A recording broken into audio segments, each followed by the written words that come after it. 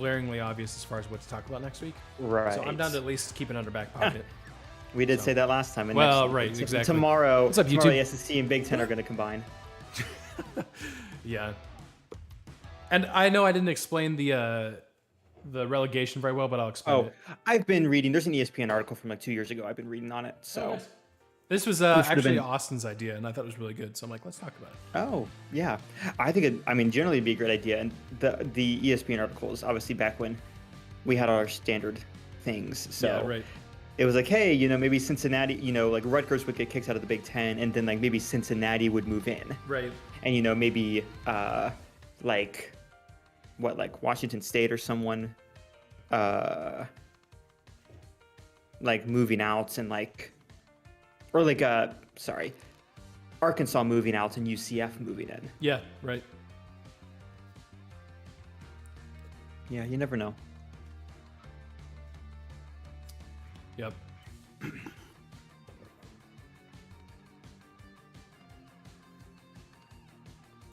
Right, I'm gonna make sure my recording's good. Check 1, 2, 3. Yeah, I'm gonna make sure I have all of my tabs in a row.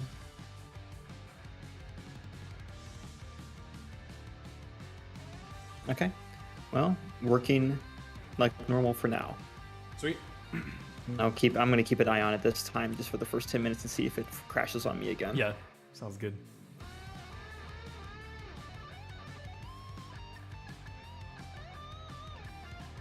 Johnny, is it pronounced Curios? Mm-hmm. Is that how it's pronounced? Curious. Okay. Mm-hmm. I wanted to make sure before I made a fool of myself. Although that's normal. So Nick Curious. All right. I think I'm good if you guys are. Yeah. Yes, I'm good. All right. I'm good. Sweet. Let me hit my recording and I'll get it started.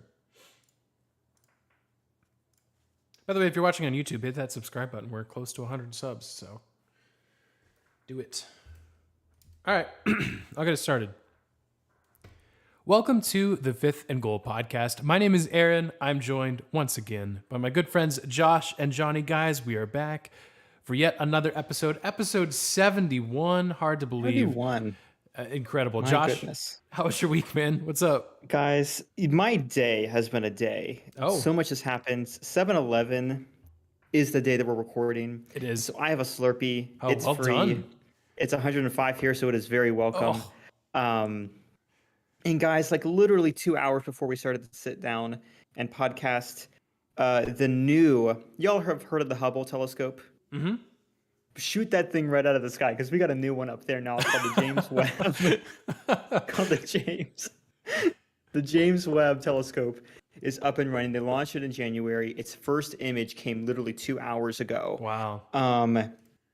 And if you Google it, NASA has released it. It's the same. It's that one picture that you see of like all the little galaxy clusters, like that one photo that everyone kind of thinks about, and it's just like the little dots of light.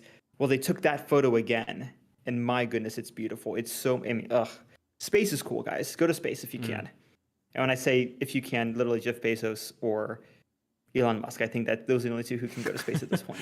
Yeah, that's a thing. Anyways, Jonny, I saw you, without spoiling what we're going to talk about later, saw you tweeting about some tennis this week. How was your Wimbledon experience? It was entertaining. Yeah. You can't argue with that. Yeah. Trying not to spoil what I'll talk about later on, but it was worth your while. I always enjoy when non-tennis sports writers tune in for the final, because they're always like, whoa, who is this guy? And it's like, yes, we've been trying to tell you for the last 5 years. So it was good. It was a good Wimbledon experience. Very entertaining. Can't complain. Yeah, I mean, I think for reference, I feel like could be a fair comparison is like a non-NFL fan that has no idea, is trying to figure out the NFL. They're like, whoa, this Kansas City Chiefs team, like this guy named Patrick Mahomes, he's good at football. That's basically what you're saying, and you're dead on. You're dead on. So, anyways, before we will get to tennis, I promise, but we want to start the show by talking about something that we discussed at length last week. If you missed last week, we broke down the news of UCLA and USC joining the Big Ten from the Pac 12 and kind of talked about what might happen from here. Again, the rumors, there could be more teams from the Pac 12 joining the Big 12. There could be the ACC and Pac 12 merger. We have no idea. You could just name it the Alliance, which that apparently didn't mean anything. We have no idea. But from that conversation, we had a really interesting thought from my brother Austin, longtime listener. He's been in different parts of our show before. So a huge shout out to him because he has what I think, guys, is an excellent suggestion. Because we're talking about all these big teams, right? We're talking about what does this mean for Ohio State? What does this mean for a team like Clemson? Will Clemson leave the ACC for the SEC? But teams like Wake Forest, NC State, Baylor, TCU, any of these teams that are Power 5 schools, but right now it's looking like they're on the wrong end of realignment, where they'll be in a conference that eventually is not relevant in the highest level of college football. So what can we do about that? And guys, the answer is relegation. The answer is relegation, which is an amazing thing. Jonny, would you break down relegation for those that may not know? Because this comes from soccer, and we've been begging desperately for the last few years for college football to implement this. Yeah, so the relegation system is just deep in tradition in European soccer. And so that's typically when people are talking about relegation. It's not unique to European soccer, but it's definitely one of the main pieces of it. It introduces entertainment on both sides of the standings. So rather than only being focused on what's happening at the top of a table or standings, now all of a sudden you are desperate to prevent yourself from finishing last. So typically how it works in European soccer, and I'll use the English Premier League as an example, as that's usually one of the easiest to do so. You'll have 7, 8, 9, 10 level divisions of soccer in these countries. I spent time in Austria, and I believe there were 9 different divisions. That means your local suburb probably has a team. And hypothetically, if somebody with enough money were to buy them and the team was successful enough, they could rise all the way to the top division. They could do so. Just based on finishing at the top or near the top of the standings, you would get relegated up to the next one. So if you're in the 7th, you move up to the 6th. If you're the bottom 2 or 3 teams, you drop down. The number changes, but the system is the same. So in the EPL, English Premier League, it's the bottom 3 teams all drop. Then you have your top 3 teams in the 2nd division. They'll go up into the Premier League. So when you hear that relegation zone, that is that bottom 3 spot where, you're desperately trying to avoid. It is a huge, everyone's like, well, what's so bad about it? Television revenue takes a dive bomb. Supporters coming out just and being excited about you. I mean, it's a financial disaster to drop out of that. What it does is it motivates owners, it motivates teams to invest even if they are not looking at a good season where they're going to make the Champions League, where they're going to finish near the top of the table. If they're in the middle of the pack or near the bottom 3rd, they have a lot of motivation really to make sure that they stay up there. It pushes those middling teams, those bottom tier teams to invest in the offseason, to make big moves, to take risks because it's worth their while in the long run financially. This also gives the opportunity for smaller clubs to get into the highest level soccer. It could be for any sport, though. It gives them the opportunity, and it think of a team like the Lakers, who were before LeBron were in the toilet for a long time. It rips away the benefit of the doubt for teams like the Lakers, or let's use a better example, the Knicks.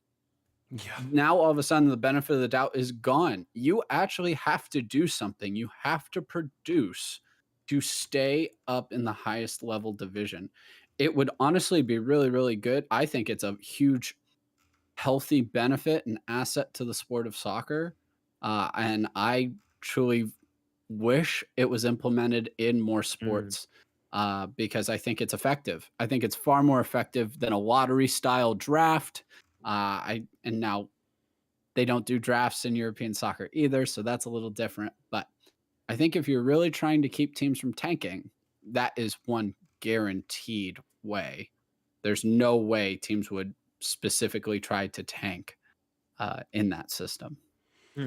So in our case, we're not really worried Yes. about tanking because similarly, there's no draft. You're just trying to win flat out. That's what you're trying to do. You don't get better by losing games. It just does not happen. Not But with that. there's an issue now in this new era where the Texases and the Oklahomas and the Ohio States and the Clemsons, from a financial standpoint, are way above some of these other teams. Even if a team like NC State, like Wake Forest, have really good years. I mean, Wake Forest went all the way to the ACC championship game. Pittsburgh won the ACC, and they're not really being considered, at least at this point, very strongly for one of these big name conferences for either the Big Ten or the SEC, even though I'd love to see Pitt end up in the Big Ten. But what if there's a way that those teams that maybe aren't considered these high value targets have a way to earn their way up to the top ranks of college football through relegation? And we've seen teams like Florida State, Miami, who you would think in the NIL era should be doing really well because of their ability to recruit, their money pools that they have to be able to throw out recruits. They should be really good, but they've had some horrible seasons. They've had seasons where they're like 3-9 and just real ugly. So I'm here to tell you guys that relegation is the way that Wake Forest can move up the ranks. Even though it's ridiculous, I don't know if it'll ever happen, but you can have a top tier of the teams that we constantly talk about in college football. You can have a mid tier of those Wake Forests, those NC States. You can even have the tier below that is the group of 5 teams. So, your Coastal Carolinas, your App State teams. I see no problems with this other than everything. But from a hypothetical standpoint, I think it's amazing because there's no way Florida State's signing this because they would be relegated because they'd find a way because they've been horrible some years. But I'm down. Texas would be relegated. Yeah. Please. Alabama would have been at one point or another. Yeah. Every team goes through. I think on the other hand, too, I think this is also positive for teams that have recently popped off. I'm thinking the Cincinnati's and the UCFs of our time. I was reading an article. It was published about 2 years ago. So at this point in the dark ages by ESPN, because so much has changed in the past 2 weeks. Nothing matters anymore. But they make a good point of this is back when we were talking about UCF had consistently been very good within their conference. And at this stage, I think Arkansas was doing pretty poorly. Not that, worse than normal. And the discussion was, well, listen, why should Arkansas get to benefit from the ad revenue, from the, the collective, not collective bargaining, but TV rights and all this when they're just consistently bad? Or, pick another team, in any other, big conference. Whereas UCF is fighting and scratching and earning that spot, or Cincinnati is making the moves to try and move up. But because they're locked in a conferences that were set, 50 years ago? I don't know when Arkansas was put in to place. But if UCF can't afford to move over to the SEC or move over to the ACC because no one wants them, but they're doing everything they can within their conference, why is it equitable for them to basically just always be eternally relegated? Right. Without any sort of reward for their effort. And so I think on the other hand, again, the logistics of it would be insane because we've already established geography doesn't mean anything anymore. Yeah. But theoretically, a team like UCF would be able to get in when who was the bottom tier of the ACC last year? Georgia Tech. Yeah. Well, you could boot Georgia Tech out, throw UCF in, and give UCF a shot. And again, I believe, and correct me if I'm wrong, Jonny, but it would look different, obviously, because it's football clubs versus our collegiate system. But relegation teams, when they get relegated, they get some cash, don't they, to reinvest into the team? Or is that not universal? It's not universal. I mean, okay. Yeah. But you could have a way of those relegated teams, they get some sort of boost. Well, they're also benefit. just going to get a lot more money. So that's the thing.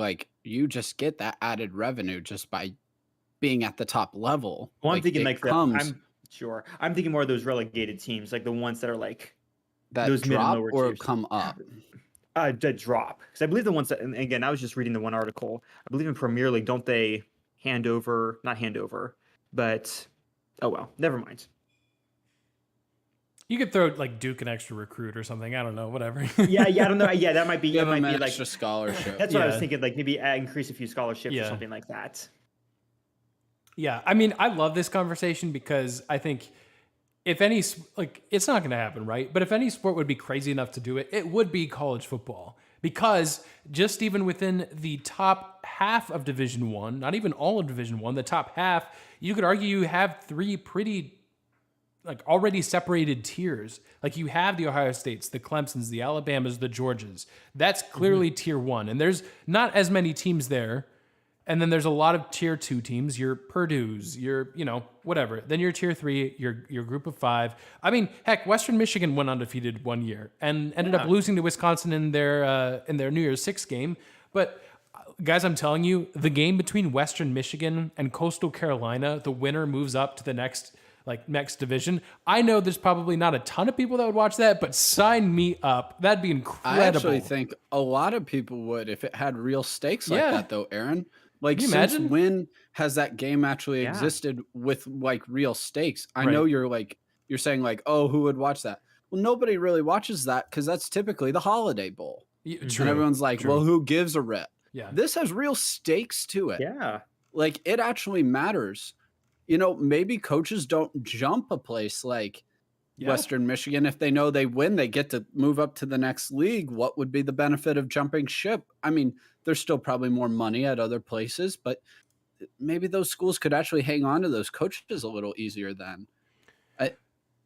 Well, just a thought. And that's interesting you bringing that up, Johnny, because I think a more realistic outcome of what we're seeing in college football is that we do see yet another split within these football teams. So yes, the haves versus the have-nots, that's a terrible way of putting it, but you know what I mean, right? Like Western Michigan would not be in the Power 5. Basically, I'm saying here's a better way of saying it. This is a more realistic thing is going to happen. The group of 5 will just separate from the Power 5 as far as conferences, as far as like divisions within college football. Because we already have within Division 1 the separation of the FBS, which is the Football Bowl subdivision, and the FCS, the Football Championship subdivision, which is odd now that we have playoffs in both, but that's how it was originally.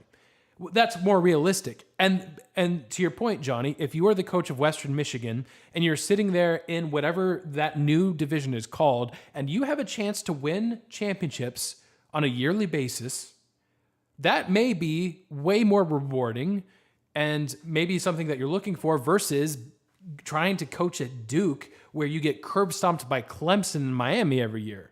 There may be some actual truth to that. Now, that being said, we don't always see head coaches from the FCS just stay in the FCS for the purpose of winning titles, but you do sometimes. North Dakota State has had coaches that have lasted a long time before they eventually made their way to the FBS. So it's an interesting conversation, and I think that's probably the more realistic outcome of all this is that you see 2 divisions, and maybe you get Western Michigan and Western Kentucky, I don't know, playing for, it's not an FCS title, whatever the division name is, but maybe that will draw more attention than the Holiday Bowl would. You're right. As much as I love every single bowl game and shun the people that say there's too many because you're wrong. We either make the bowl games matter more and play into their hands, or what we do? We add a ton more bowl games. Because then you have all the ones that are just for fun, and then you have the ones that matter. Right. Or we could just make the Bahamas Bowl matter. Like either one. We should. Why not both? Yeah. Why not both? Actually, it's not even is it the Holiday Bowl anymore? I feel like that one got a name change. Anyways, it doesn't matter. This is something this is like an extra thing I'm following. Oh, okay. This means nothing, but just we're talking about naming rights. It's no longer going to be Heinz Field. I was about to ask you about that, Josh. Yeah. Yeah, I want to follow it, but it's not happening yet. And so just keep that in mind. Yeah. Fellow listeners. Well, you're a Steelers fan. What are your thoughts on that, Josh? Do you like it? Do you hate it? It's inevitable. Like none of these things change. Yeah. Heinz Field is obviously what I grew up knowing it as. I'm also not, when it comes to that, it's where they play, the name, as long as it's not going to be something like the crypto.com, as long as they don't do something like that. Yeah, it's not, they've named it already, and I'm scrolling through Twitter and I can't find it, but it's not like crypto. Yeah. So I can at least Yeah, it's not the Smoothie King Center. I'm Right, curious right. what other big Pittsburgh. I'm trying to think off the top of my head what other big Pittsburgh. Um.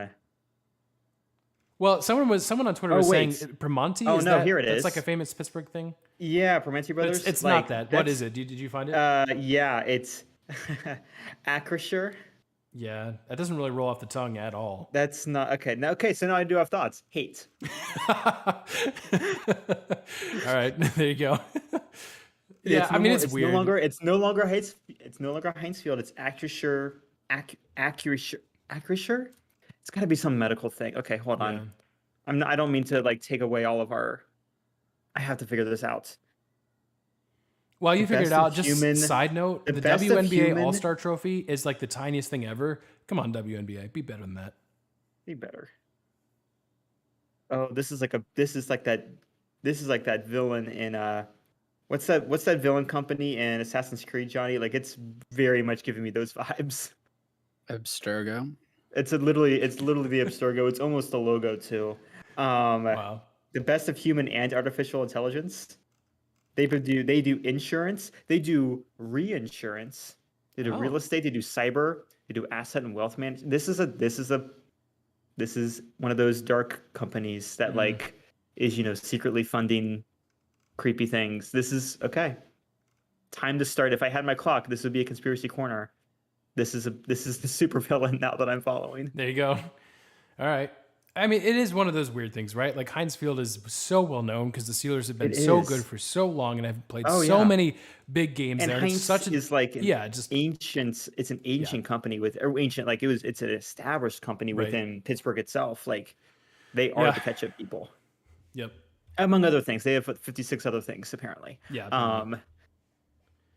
Yeah. All right. Well, yeah, I was going to ask you about that, Josh. I'm glad you brought it up. Yeah, and now oh man. It is a picture of it is Acrisure. The logo is literally an A in the shape of a pyramid. And it's over top like the world, like a globe spinning. And I'm like, that's exactly how every movie villain now. Yeah. Well, it's for me, not a Steelers fan, that seems fitting, but anyways. All right. Well, we'll move on from the college football discussion again. Thanks, Austin, for bringing that point up. Always down for a good relegation talk. So love the idea. Okay, so we need to move on to NBA free agency. I know we touched on this a little bit last week. We gave our predictions of where we think Kevin Durant might land. And there's no real news on that front, at least as we're, again, recording on 7/11.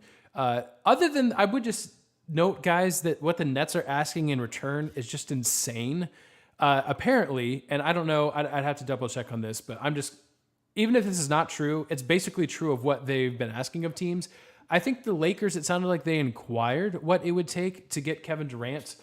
And basically the Nets response was your entire team. They're like, yeah, we'll give you Kevin Durant. We'd like LeBron, Anthony Davis, and like $3 million or, something stupid. All your draft picks. I don't know the details. I don't know if any of that's actually true. But the point is the Nets are asking a lot. And as they should, because the Brooklyn Nets guys are staring this fact in the face, that they put together the worst big three in NBA history. The worst. They won a total of 1 playoff series. 1. And now it's over. Kyrie Irving is probably going to get traded. In fact, it's probably more likely that he ends up on the Lakers versus Kevin Durant. And the Nets have, at this moment, they will get a lot more first-round picks, but at this moment, they don't have a first-round pick until 2027. They're staring this possibility in the face, that it will be Ben Simmons and no first-round picks until the year 2027. Now, I know they'll get first-round picks and players from whoever they trade with. But at the bottom line, and Johnny, credit you, because, again, you talked about this last week. This is the best Johnny guarantee you've ever had. What an complete and utter failure from the Brooklyn Nets. Who would have thought putting 3 head cases together wouldn't work out? Who would have thought? Yeah. Not me. People just looked at on-court talent. Yeah. Kevin's the only one of the 3 of them that are actually committed. Like, I'll give James some credit now in Philly. It's too little too late for that, though. I mean, you pick the 4 biggest head cases in the league and put them on one team. Yep. You could add Blake Griffin to that list too, Yeah. None of them are stable. There's no stabilizing factor. And I said Kevin's committed, but Kevin's a head case too. Yeah. I mean, somebody sneezes wrong around him and he's offended. Like, the guy has the thinnest skin in the world for one of the best basketball players on the planet. And he is that. But being that high level, you have to be able to take criticism or take a joke better. Kevin's not a leader because leaders can't be that thin-skinned. Mm-mm. Leaders have to be worried about other people and not just themselves. And I can't really say that about Kevin, not from our vantage point. I can't see him actually pulling people along on any of the teams he's been on and be like, I will take you there. I will get you there. This will happen. I've never seen that from him. I've never seen that from him. I don't expect to see that from him. And that's not necessarily a ding on him, because there, you know what? There's a lot fewer leaders than people think there are in all aspects of life, including sports. But Kevin's not. He's not a leader. There's a reason he won championships in Golden State with Steph and with and one of the best front offices I've ever seen. Yep. There's a reason that's where he won, despite all the talent in Brooklyn and all the talent in Oklahoma City. Golden State is where he won. There's a reason for it. Leadership. Yeah, it's interesting because the Golden State Big Three worked multiple times, even when they added Clay, when they added Kevin Durant, and when they added pieces like Jordan Poole, whoever, that worked.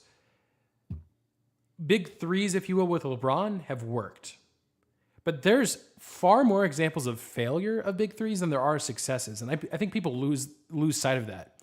And it's partially because LeBron and the Golden State Warriors have so dominated who is in the NBA Finals that I think everyone just looks at that and says, okay, clearly the template here is just to throw superstars together and we'll do great. And the Brooklyn Nets show that that is not true.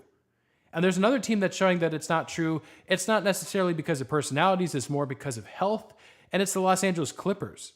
There was a time that you thought, oh my gosh, this is the time. The Clippers are going to be better than the Lakers. They're going to be the biggest challenge to LeBron and the Lakers every single year. We're going to see Clippers-Lakers Western Conference Finals year in and year out, and we have not seen that. As often as we kind of make fun of Anthony Davis or poke at him that he hasn't stayed healthy, guys, Anthony Davis has played more games this year, or sorry, not this year, the last 3 years, I want to say, than Paul George and Kawhi Leonard combined. Ooh. And now the Clippers have added John Wall, who also has played 15 games in the last 2 years. On paper, it's a fascinating big three of John Wall, Kawhi Leonard, and Paul George. But that's if they stay healthy, and that might be the biggest if we've ever said on this podcast in all 71 episodes. Any thoughts on the John Wall signing? He took a pretty significant pay cut to join this team. Is it anything, or is it just you just kind of shake your head and say good luck? Shake your head and say good luck. Okay, that's fair. Until they prove me wrong, I don't disagree. They won't play more than 20 games this year together. Okay. They won't. They won't play more than 20 to 25 games together this year. All three of them, ain't no way. Yeah. There is no way. What on earth have you seen out of John Wall in the last few years that makes you think he's the same John Wall? Right.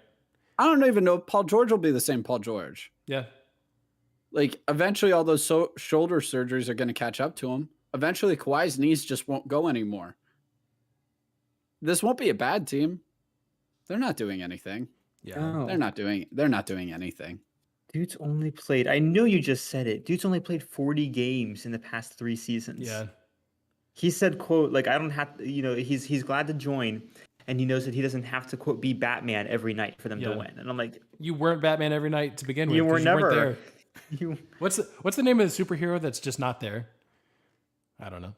Exactly. He's never there. He never shows up on time. Yeah. That Misses one. all the meetings. Yeah. Nothing against John Wall. I want that to work. But I think it is better for the league if both Los Angeles teams are good. Again, I think there's a real possibility that both could miss the playoffs again. I think that's a better possibility than either of those teams being good. I hope I'm wrong, because again, I like to see those teams good. But I have my doubts. I have my doubts. I don't know if the Lakers will do this trade for Kyrie. I really don't know. I had another point I was going to make and I completely forgot. So, anyways, I think that's all the notes I had on free agency. I know there's been some signings like Devin Booker, is getting paid. John Morant's getting paid, and some other guys have signed these contracts. Bradley Beal basically said, "I want to win," and then promptly signed a 5-year supermax with the Wizards. So you didn't want to win that. Liar. Bad, yeah, sorry. Yeah, you didn't want to win. Just call him what he is. Liar. Yeah. Oh, I know what I was going to say. In talking about John Wall, Josh, yeah, you brought up that stat, 40 games in the last 3 years. If you look up a John Wall highlight tape, you know what you find? You find footage of the Charlotte Bobcats that he's playing against. You find footage of Kevin Durant on the Oklahoma City Thunder. Like, that's how far back you have to go to see John Wall making meaningful plays. And it's sad because, like, he's one of those players that's just extremely explosive, and he's one of the reasons why I have concerns with John Morant. I feel like he's going to end up more like Derrick Rose, where he's just incredibly, incredibly athletic, but the injuries catch up to them. Anyways, that's a whole rabbit trail we do not need to go down today. But that's just kind of a brief catch up on NBA free agency. All right, we teased it in the opening, but Jonny, we had some excellent tennis. I was dialed in, and that's saying something because I like tennis, but I don't usually watch it.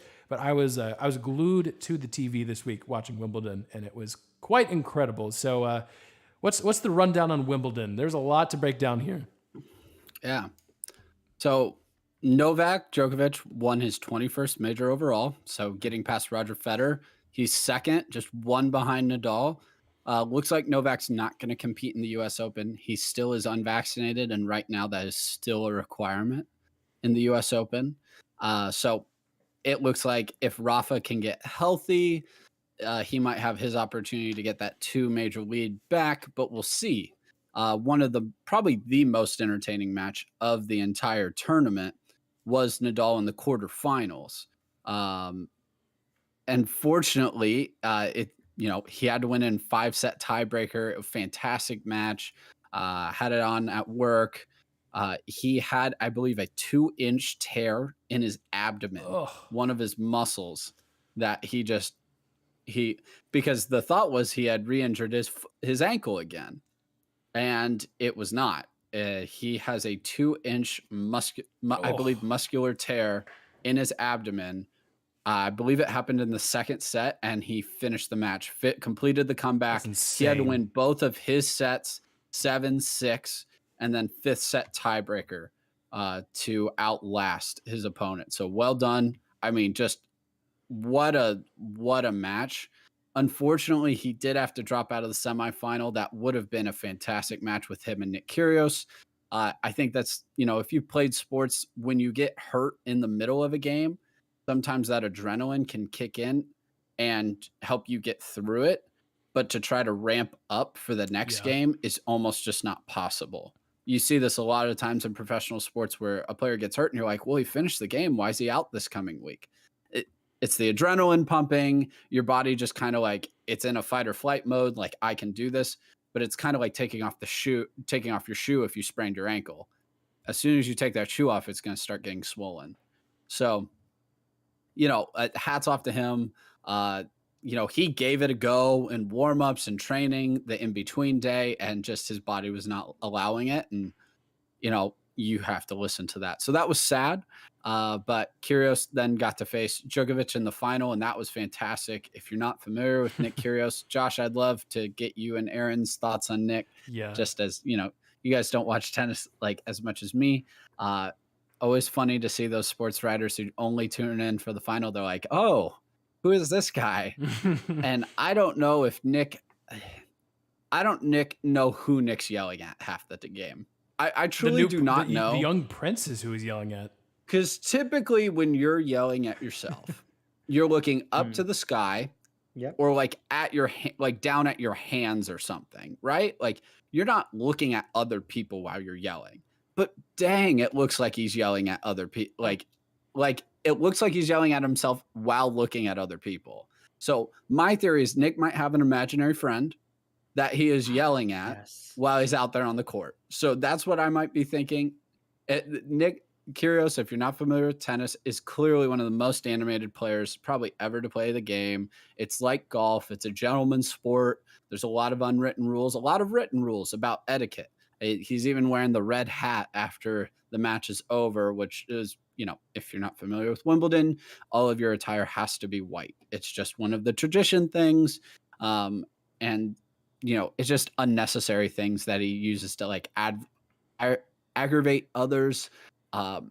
He's yelling at the officials the whole match, the entire match about every little thing. When tennis typically, like golf, you really need to stay in neutral and keep your cool as much as you can, because you lose yourself and it becomes an avalanche. And that happened in this match.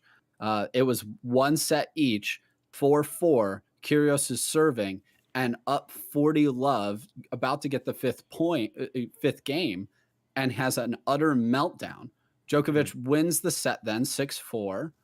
Djokovic then, they go to a tiebreak in the 4th set and Djokovic wins. But it really all went down to that 3rd set when Kyrgios had some control, was going stroke for stroke with Novak, and just one call aggravated him and he lost his mind. And when he loses it, he loses it. And it's more obvious than most players on the court because he just starts airmailing the shots, and usually deep, which is not typical to be missing just so far deep at that caliber. And he's too good for that, really. His serve was so difficult for Novak to handle. He had over twice as many aces as Djokovic in the match.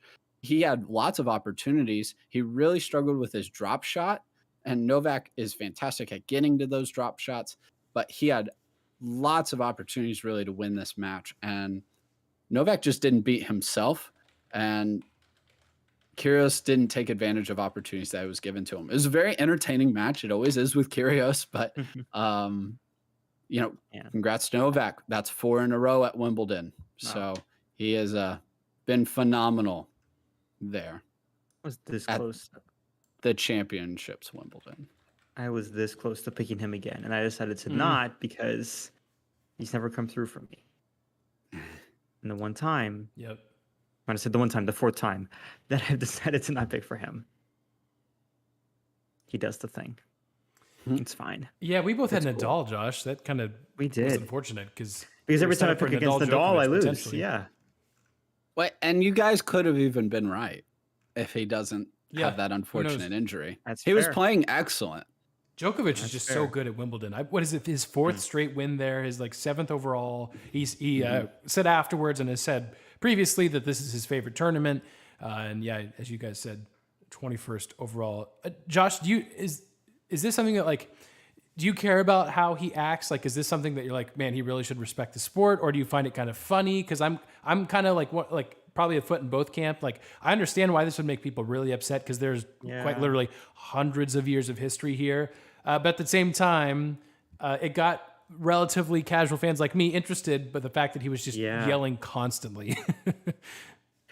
I feel like we talked about it a little bit whenever we mentioned Tiger Woods or maybe even Serena Williams. And I think there's definitely a point at which, with Tiger Woods and Williams, it is an outpouring of their passion for the game. And their frustration seems to drive them to almost a more determined place. And so did they each kind of break the norms of these ancient sports, in their own rights? In a way. I remember all the discussion about all of these guys need to, chill out and just, I don't know, be with the majesty of the game or whatever reasons they make up for, actually being into the sport you're into. But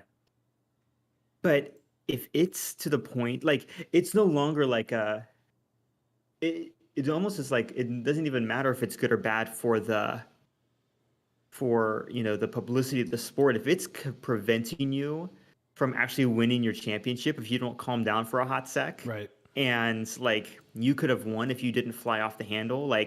I could care less about the perception. That's on you to actually, understand that there are higher stakes than letting your emotions run hot this entire time. So I think it is a little bit different than what we've seen before because I think this is actually really. I'm trying to think of another player where he got, he or she got so emotionally invested in the game that it actually started diminishing their performance. I can't think of anything off the top of my head, but Most like of the time you don't it happened get in to the finals with the Celtics. that's Not fair. to this extent, but it happened in the finals where they stopped playing Yeah. basketball and just started screaming at the refs and took them completely out of rhythm. And there was more to it than that, Right. but that was a reality. That was real. Yeah. It's also kind of absurd to me how upset Nick gets because Yeah. it's I think that's the tennis. thing too. Yeah. You're not allowed, like the audience doesn't talk during points. If you're Right. heckling, your like ability to heckle is so minimal. They will throw people out of those matches so quick. Yeah, you saw So ESPN actually so pan over to the guy quick. that was getting tackled. Yeah. Yeah, like they will throw people out of those matches so quick. It is not like football. It's not like basketball. You can't say anything during a point. If anyone is saying anything, I mean, gosh, it's minimal. It's so minimal. And it's another thin skin thing where listen, I get like some of us are more sensitive than others. That's okay. But like, buddy, like nobody there is really like going after you. Yeah. They're not, because they will get tossed so quickly. Truly.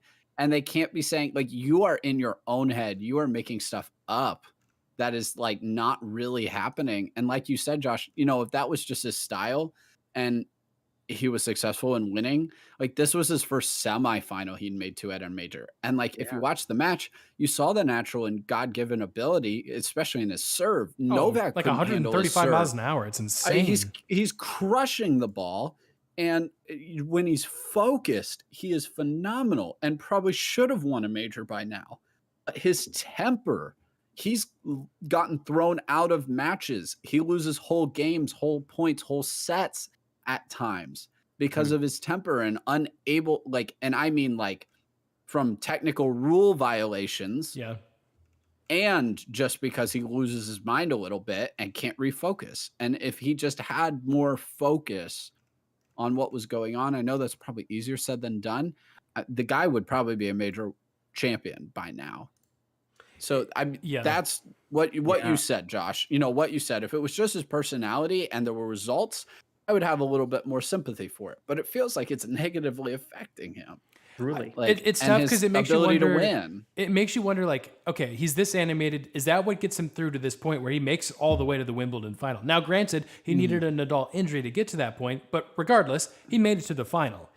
And that's the question: like, is his animated style? Is that what gets him there? Yeah, right. So I don't know. It's a mixed bag where maybe if he's not that animated and tries to calm things down, maybe he doesn't even get to the final. But it was clear that it kind of did cost him in the end. Although, again, you are going against the top player in the world, so it's easy to have meltdowns regardless. But it was quite fascinating, though. What's the name of the young prince? This shows you my Prince George. Yes, that's right, Prince George. That shows you how uneducated I am. Prince George heard some words he's never heard before. I guarantee you that. He did a lot of learning. He did a lot. Yes, he did. Oof. Yeah.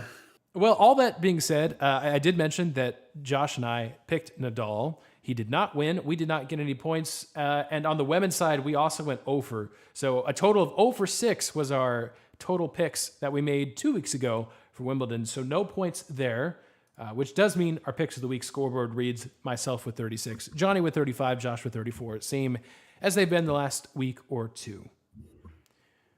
So that's where we're at. Guys, it's time to pick this week's picks. And we're going to be talking a lot of soccer in about 4 months. But we're talking soccer tonight because right now the women's CONCACAF tournament is going on. Our beloved United States of America is competing. They're doing very well, and they're playing their rivals Mexico in CONCACAF. That is happening. Actually, it might even be happening tonight. It's happening soon, one way or the other. Let's see. Yes, it's happening tonight in like an hour and a half. It's on Paramount Plus if you want to watch the replay, I guess, because there's no way you'll. Anyways, so guys, we're gonna do the usual thing we do with soccer and pick not only the winner but the score, because guys, we already know, right? The USA is gonna win. Easy. They're gonna do it handily. I'm picking the US to win 4-0 over Mexico. Now, in the last 5 games, the U.S. has outscored their opponents 22-0. They have not allowed, and maybe worse. I'm only looking at their last 5. It's probably worse than that. So I'm picking 4-0 also because the last 3 matchups they've had together, the U.S. has won 4-0. So why not make it a 4th? I'm picking the U.S. 4, Mexico 0. I'm expecting another clean sheet, as they say. Everything Aaron said is true. That's exactly what should happen. CONCACAF is not caught up to the U.S. The only team that really ever has in the Western Hemisphere in the women's game at any point is Canada, maybe Brazil at times. But I just expect them to have a little bit more trouble with Mexico this time. It's been a good tournament for the women because they're trying to reorganize and find themselves with kind of a new generation of players. I think this might be a little bit of a learning situation. They still win 3-1. All right. I just took the combined scores from both of you guys, and And trying he'll be to- right. Yeah. and I'm going to be right. So USA is winning 4-1 All right. because that sounds nice. Yeah. Yeah. I don't want to be too mean to Mexico and assume they're not going to get points, but also the U.S. women are very good. Yes. And there you go. All right. I like it. We'll tune in next week. And We'll see. you will literally know the result of this when this episode comes out because that game starts in an hour and a half as we're recording again on 7/11. So, all right. Guys, you know what time that is. It Yes, is we do. time for picks of the week. And Johnny, I'm amazed at what you're writing down. Excellent story. Guys, speaking of the U.S. versus the world, I got to turn your attention to this tournament called the Global Jam. It's spelled like all caps GLOBL, Global Jam. And this tournament's been going on for a few years. And we mentioned the U.S.'s dominance in women's soccer. And that's even more true in basketball. In fact, it is so true that instead of taking this all-star group of players from the United States, the U.S. has simply said, you know what, we are too good for that. We're just going to take one of our teams, just a college basketball team, and we're going to have them play the world. And it's gone. And this is not the first time this has happened. I know Kansas has done this in the past. There's been other teams. I want to say Villanova has been in the mix before. This year it was Baylor. Baylor was taking on the world. Unfortunately, they did fall 77-73 against Brazil in the gold medal game yesterday. So that's unfortunate. But guys, Baylor did some good stuff. They still won the silver medal. Just the Baylor Bears, a good college basketball team, as you're aware, won a national championship 2 years ago.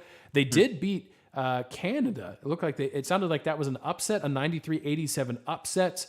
One of their guys, an incoming freshman for Baylor, Keontae George, 37 points in that upset of Canada. So 7 of his 12 points in the fourth quarter, or maybe he had 12. I don't know. Either way, a lot of points scored by the Baylor Bears. So it is truly Baylor versus the world in college basketball, or just international basketball, as it turns out. So that's a fun little story for you. We'll see who that basketball team is next year, I guess. But there you go. Well, Baylor might be going against the world, but let me tell you something. Oh, no.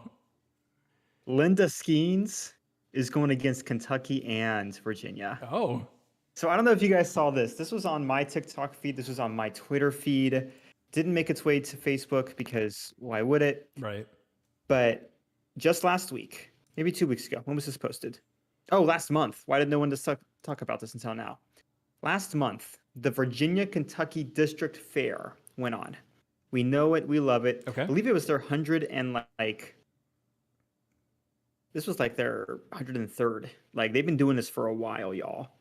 Yeah, 100. Yeah, I think our 110th annual. So like this is a big one. So obviously, if you're a local resident of that area, and it's time for our favorite activity, which is the pie baking contest and the bread baking contest, all of these food competitions, you want to bring your best. Well, Linda Skeens brought it. In the category of adult canning, Oh, she won second place for canned beans, first place for canned carrots, first place for canned corn, first place for spaghetti sauce, first my place for gosh. sauerkraut, first place for canned tomatoes. And I was getting into a good rhythm too. Dang it, body. First place for canned tomatoes, I said that. First place for pickled beets. First place for pickled peppers. Oh my gosh. And first place for chow chow. I'm sorry. Also, first place for corn relish. First place for applesauce. First place for and second place for canned peaches. First place for canned pears. First place for grape jelly. Oh my gosh, she wants 4 more of these in adult canning. I don't even. Okay, I thought that was just going to be a little bit of a joke. She won literally like 22 awards out of like the 30 that were available, and that's just an adult canning. In baking, she swept. There are 1, 2, 3, 4, 5, 6, 7, 8, 9, 10, 11, 12, 13 things you can win in baked goods, and she won all of them. And that includes first place for things like cakes, pies, and brownies, and sweetbread. But she also won first, second, and third place in cookies, savory bread, and candy. There has to be drugs in all of this. That's the only explanation. There has to be drugs in all of those. All laced. All of it's laced. Linda won everything. And what else is in those pickling jars, Linda? Linda, what did you do? And what's great is she doesn't have social media presence, and so everyone was trying to find her. I think apparently this has been going on for the past month. And so like NPR was doing a story, USA Today was trying to find her. They finally found her.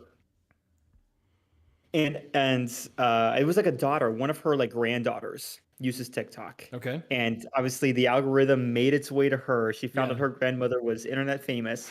She talks to her grandmother saying, "Hey, grandma, everyone wants you to cook for their Christmas and Thanksgiving and all those." And this was her one quote. She said, "I'm too busy cooking for my family." Wow. Dang. That's a mic drop right there. Wow. Linda is the coldest person to ever grace the Virginia, Kentucky District Fair. Oh my and it's gosh. 110 glorious years. So I'm not even if I lived there, I wouldn't want to bake anything else for a year. I'm not bothering. I feel like I make a decent bread. I'm not great.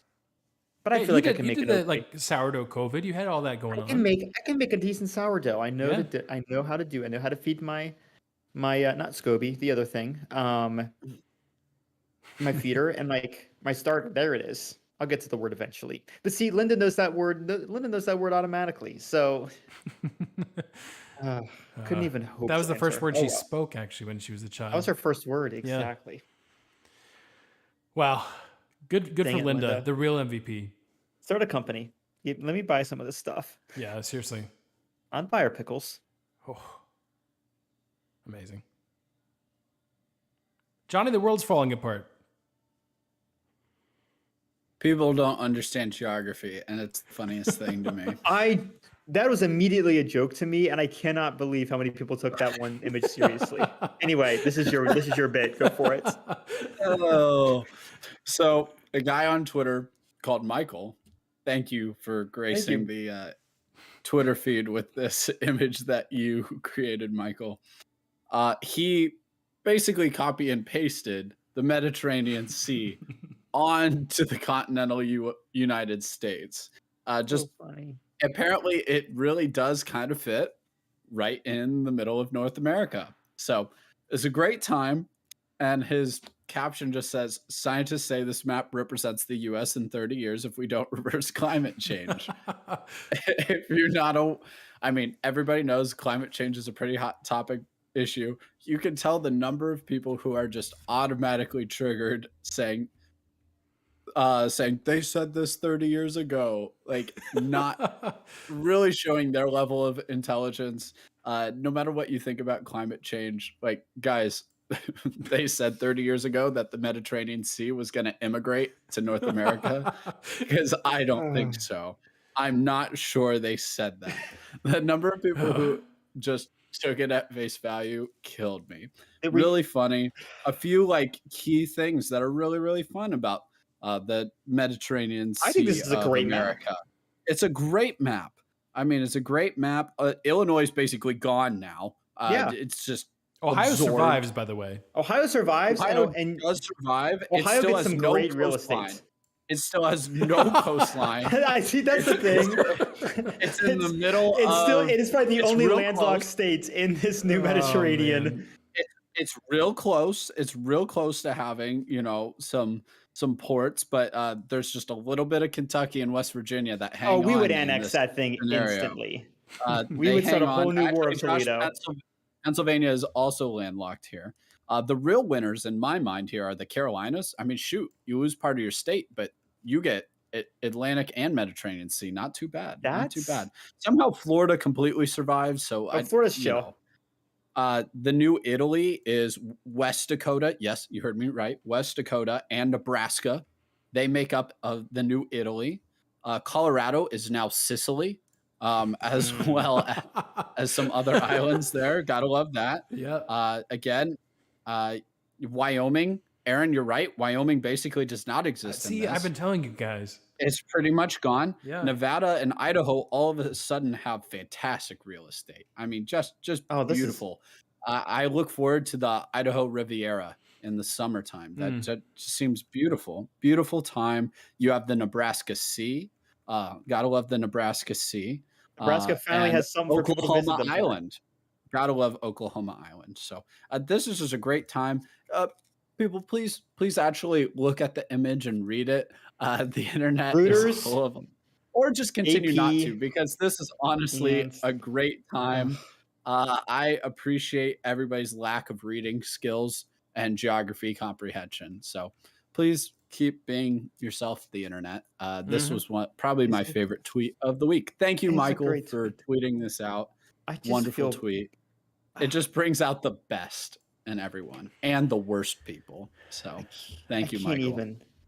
The AP, Reuters, and NOAA had to all issue separate statements saying, hey, that's a fake image because it has Italy in it. The boot one? Yeah.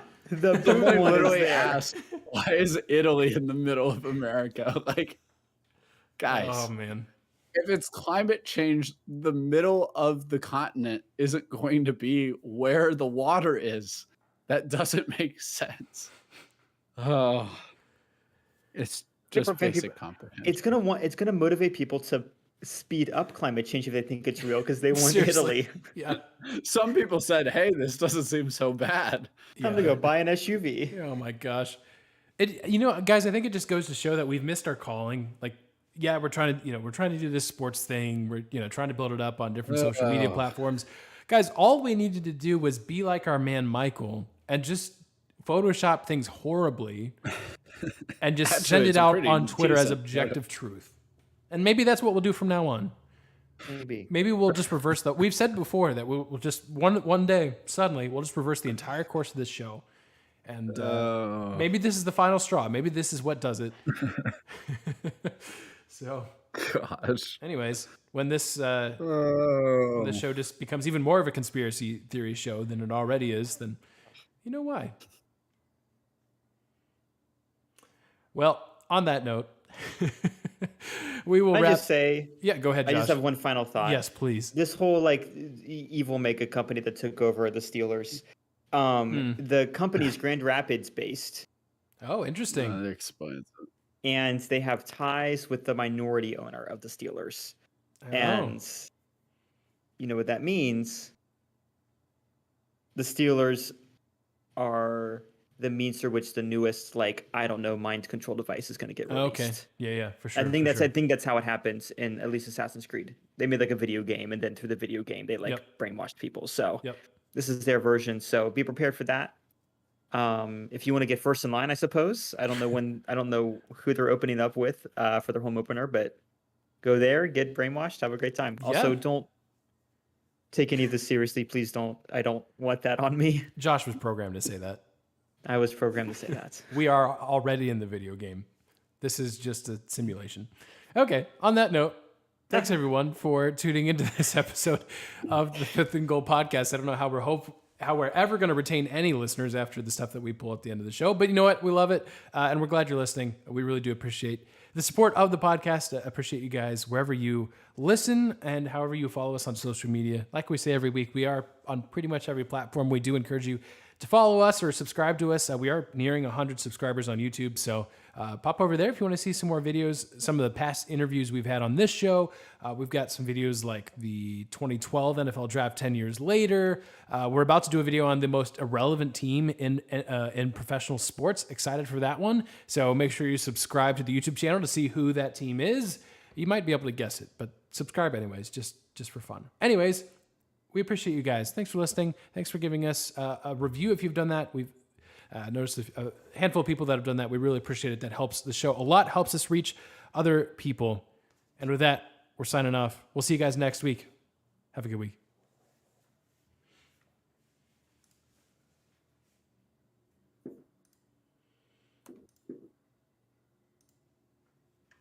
All right. Episode 71 is down.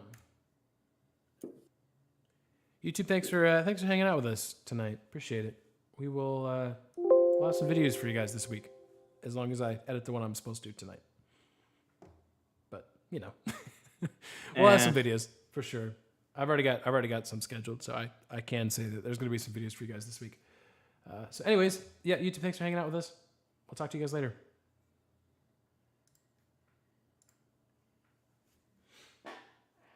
Wow, we were like at exact.